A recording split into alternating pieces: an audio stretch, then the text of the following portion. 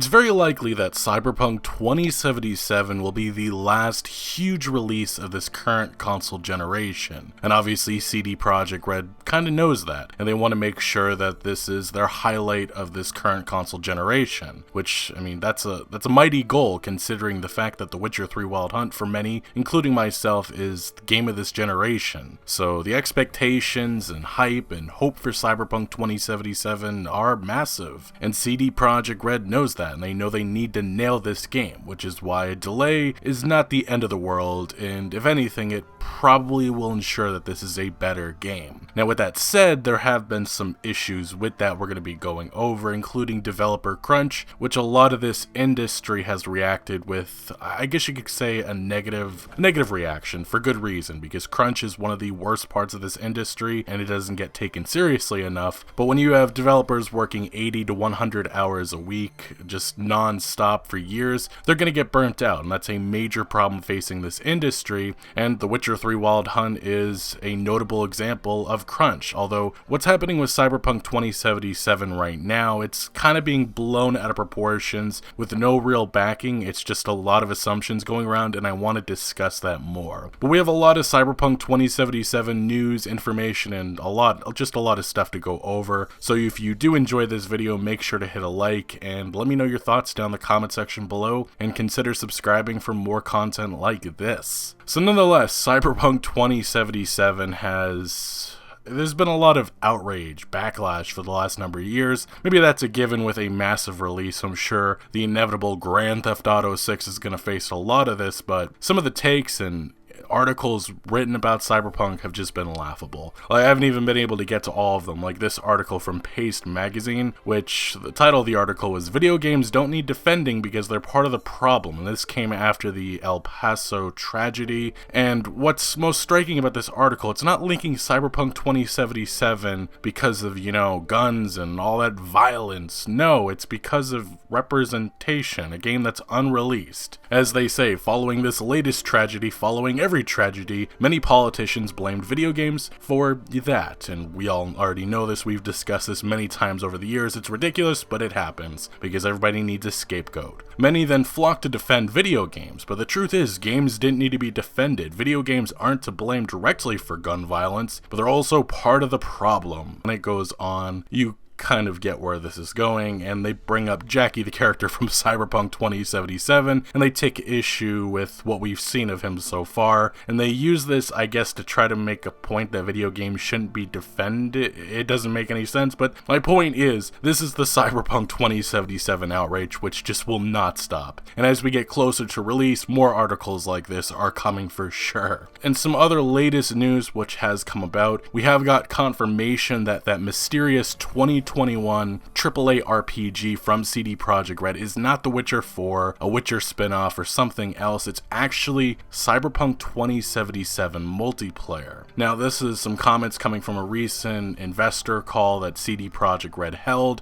This is what one of their executives said. He said, "Given the expected release of Cyberpunk 2077 in September, and speaking of a series of events that we expect to occur after that date, 2021 appears unlikely as a release date for the Cyberpunk Multiplayer," says CD Projekt Red's member of the board and senior vice president of business development. And he would go on to confirm that that AAA title CD Projekt Red is developing in parallel to Cyberpunk 2077 is the Cyberpunk Multiplayer. So that 2021 AAA RPG is Cyberpunk Multiplayer. Nobody knows what Cyberpunk Multiplayer is going to look like. Is it going to be like Grand Theft Auto Online? Is it just going to be a co-op mode? We don't know. What we do know for sure is beforehand, single-player DLC expansions are coming, so that probably will fill most of 2021, and then Cyberpunk 2077's multiplayer standalone probably release will come in 2022 sometime during that year. So let's proceed to the elephant in the room, and that is Cyberpunk 2077's delay and the reasoning behind it. Obviously, we already have CD Projekt Red's official response, which essentially just says they need more time to polish the game up and get it ready. While the game is complete, they need to knock out all the bugs. And 5 months, that's certainly a long time, so a lot of people are wondering if there's a deeper reason behind it. And this has led to a recent report coming from a Polish insider, somebody who's apparently very reputable in the Polish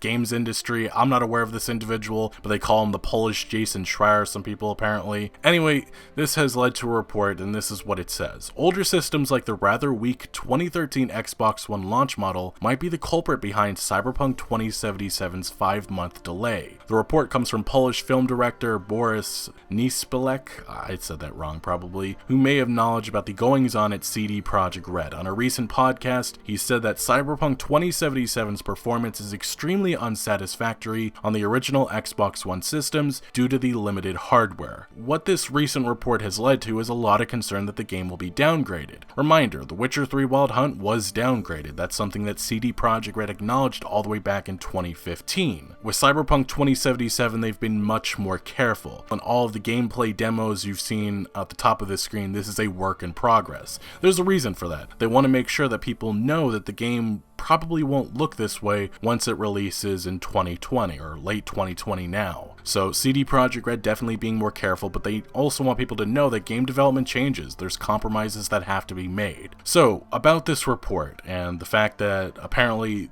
Cyberpunk 2077 is not running very well on the Xbox One. Well, we've gotten some responses, including one from CD Projekt Red, but I first want to go to Cory Barlog, the game director of 2018's God of War, amazing game of the year for a lot of people, and this is what he responded with to this report. He said, "Every game runs badly until you optimize for the hardware in the final push before gold." And then he would continue forward saying, "I have no clue what they plan to or even should do, but I can say that a choice like that may sound simple, but it has vast multi-year implications for development. It's not flipping a switch." And he's responding to a question about if they should just skip the current console generation altogether and focus on a next-gen release. And he says, "I hope they just take their time and release their game when they feel it's done." So that's Cory Barlog's take, and CD Projekt Red actually agreed with this. Philip Weber, a CD Projekt Red developer, somebody working on Cyberpunk 2077, well, he took to the CD Projekt Red forums and he responded saying, "Cory Barlog hit the nail on the head. Of course we're optimizing for the Xbox One and for the PlayStation and for the PC, because that's what you do in the last stretches of game development. Well, the game is made, lots of things are unoptimized because they're all in flux, changing and still not finished. So simple answers like they delayed the game because of X might make for a good rumor, but don't hold a lot of truth. There's always many reasons, among them, and I can speak for myself, simply fixing bugs so the game is as polished as possible. No hidden agendas, just working on making the game better." Now, on the Cyberpunk 2077 forums, some people were again talking about this console rumor, and again, the CD Projekt Red employee responded saying, "As Abraham Lincoln said, don't believe a rumor just because someone on the internet said it." So that's CD Projekt Red's, I guess you could call it, official response on this. Don't believe all the rumors. And I understand the concern, but I also understand that this game is still 5 months away, and I think it's much more believable that there's a lot of reasons why this game is delayed and a lot of stuff that they're still working on. And of course, for the next 5 months, they're going to optimize this and make sure it runs on the Xbox One. I do have a slight concern myself that the performance or how it actually looks could be impacted on the Xbox One, but really only time will tell. We haven't seen this game in it's been about 5 months. We saw some footage, the deep dive video that came all the way back, I think at the tail end of August 2019. So right now, I'm definitely intrigued and interested to see what the game looks like in present day, and we just have to wait for the next reveal of Cyberpunk 2077, which I'm hopeful will be coming soon. For what it's worth, it was just about a month or two ago where the senior quest designer at CD Projekt Red, Philip Weber, the developer we just talked about,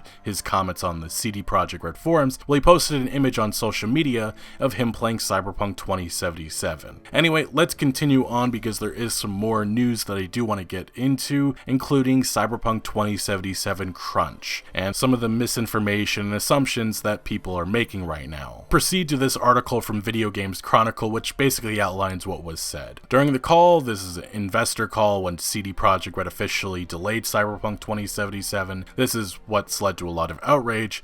CD Projekt Red's president and joint CEO Adam Kaczynski said delaying the game had been a tough decision, but we and our team, which was informed minutes ago, think that this was a good decision and that having an extra 5 months will enable us to deliver a perfect game. And he proceeded to say that to some degree developers will have to crunch, or they'll be required to put in crunch hours. We try to limit crunch as much as possible, but it is the final stage. We try to be reasonable in this regard, but yes, unfortunately. It should be noted that Kaczynski didn't specifically say crunch will be a product of the game's delay, rather his point appears to be that extended working hours tend to occur as development cycles near their end. So as you probably have seen the last couple of weeks, there's been many articles saying that CD Projekt Red developers are going to be crunched on Cyberpunk 2077. And one of the big myths of this industry is that a delay is actually good for developers because it just means more crunch hours. That's the truth. How bad it is, it's not comparable to The Witcher 3. At least one developer has actually put out a statement to YouTuber The Mad Queen Show. I know that she has her own Cyberpunk 2077 sources, but anyway, this is what they told her, a CD Projekt Red developer that is actively working on Cyberpunk 2077. It's kind of true what Adam and Marcin are saying there. Right now we are in crunch mode, however it's not as bad as before. It goes on to say in The Witcher 3 times, if the studio was messaged that we're entering crunch, everybody had to stay and work regardless of the fact if they had things to do. Right now it's all based on our schedule and performance. If we manage to do our stuff on time and it gets approved by QA, we can leave after 8 hours. Nobody makes us stay or looks down at us for it. Now, that is of course the situation for my team. There are teams that are far worse than us, especially quest design, since their work directly impacts how fun the game is. There are also teams that are at the very end of the pipeline when it comes to creating in-game assets like the audio team. In times like this, the more time is wasted on prior steps of the pipeline, they get less and less time to do their pass on it. In the end though, the situation at the studio now is very far from the doom and gloom times of The Witcher 3's final year. I'm glad that we could go past that as a studio.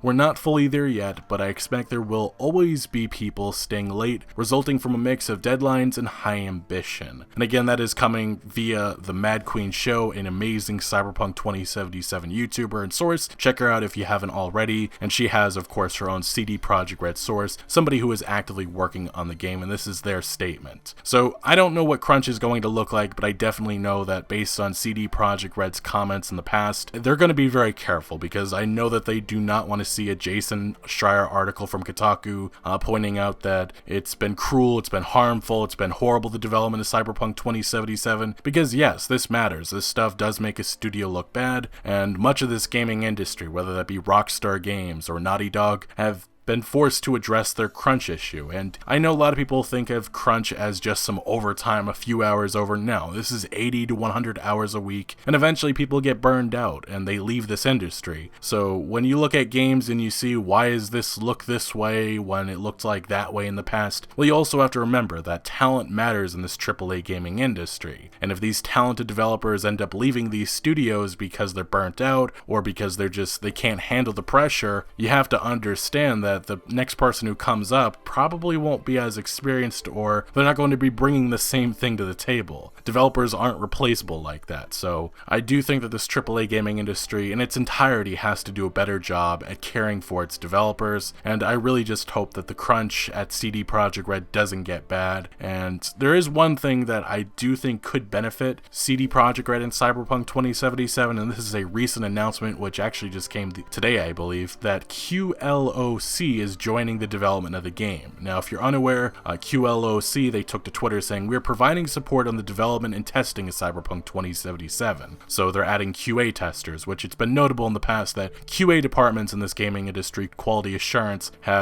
they've been the most crunched. So more help, I definitely think that's probably got to be a benefit. But in this article from WCCF Tech, it says, for those unfamiliar with QLOC, they mainly focus on ports on remasters. Some notable projects include Dark Souls Remastered, Tales of Vesperia Definitive Edition, and the current gen versions of Dragon's Dogma, and recent PC ports of NetherRealm fighters like Injustice 2 and Mortal Kombat 11. It should be mentioned that all these ports and remasters were quite well received by critics and fans alike. So more help, I definitely think it has to be a good thing. But as I began this video, and as I've said numerous times in the past, opinions are already being formed. You already have articles like this one from Vice declaring Cyberpunk 2077 a failure because of crunch, when we really don't know anything that's going on behind the scenes, and there's no inside reporting saying anything about how developers are actually feeling. So a lot of premature thoughts being given, and for now, I just think that bringing in more helps gotta be a good thing. But to our final topic of the day, this is some news that broke about a month or two ago that I missed, and this is an interview with Cyberpunk creator Mike Pondsmith that came from gamesindustry.biz, and there was one specific comment that some of you guys were asking for my thoughts on, and I thought we'd go over it now. So at one point, gamesindustry.biz asked, well, they said, Cyberpunk fans have scrutinized the treatment of gender and race in 2077. Again, this is a leap. I haven't seen any outrage except for a few baseless articles that have been pretty much debunked at this point. We all know what these articles are searching for, but it says it raises the question of how to reconcile older IPs with today's more progressive politics. Whatever. And Mike Pondsmith responded with something that I felt was interesting. He said, the first thing is, if you want to get somebody to kind of see your point of view, don't preach. At least for Talsori and his game company, we always had kind of a generally progressive leaning anyway. A lot of this kind of like, yeah, we were doing this back in the 80s. We had trans people running around in Cyberpunk in 1989 because my friends are trans, so what's the deal? Why not? But that's not preaching. This is the world I see. And I feel like a comment like don't preach is something that companies like Electronic Arts should learn. If you don't recall, it was about a year and a half ago where EA's chief creative officer at the time, Patrick Soderlund, sparked some outrage when he responded to some of the backlash that they were receiving with Battlefield 5. As most of you know, in the debut trailer of this World War II shooter, a lot of people questioned the historical accuracy. First, there was a soldier in the European theater with a katana. It didn't really make any sense, and there was also an amputated female British soldier on the front lines. A lot of people took issue with this. And Patrick Soderlund's response was even worse because he preached big time. He brought up Fortnite for a reason why they should have this. He also said that gaming's gender diverse like it has never been before, and he also said that they do not take any flack and we stand up for the cause, and he also went on to call people uneducated for not understanding that this was a plausible scenario in World War II. Whatever your opinion of that controversy or outrage was, it definitely hurt sales. There was a lot of people mocking and trashing Battlefield 5 up until release, and yes, sales were impacted by that, and a lot of people went on to buy other games. So preaching in this AAA gaming industry doesn't seem to really go over well, but it seems like a lot of developers and publishers still don't understand that. But Mike Pondsmith himself, the Cyberpunk creator, yes, he does understand that. And for the last number of months and years, he seems to understand this gaming community a lot better than much of this AAA industry, which is, I don't know if that's sad or impressive. But anyway, that is everything that we're going to go over today, and I want to know your thoughts on all of this Cyberpunk 2077 news. Let me know your thoughts and opinions down in the comment section below. But thank you for watching. Make sure to leave a like if you did enjoy this video or if you found any informative value, and make sure to follow my other social media accounts for updates on new videos. Links are always down in the description below. I'm most active on Twitter, giving opinions on news that I do not always get into video form, so do make sure to follow me over there. Also check out my Discord for all sorts of discussion on games. And again, thank you for joining. Consider subscribing for more videos like this, and I'll see you later.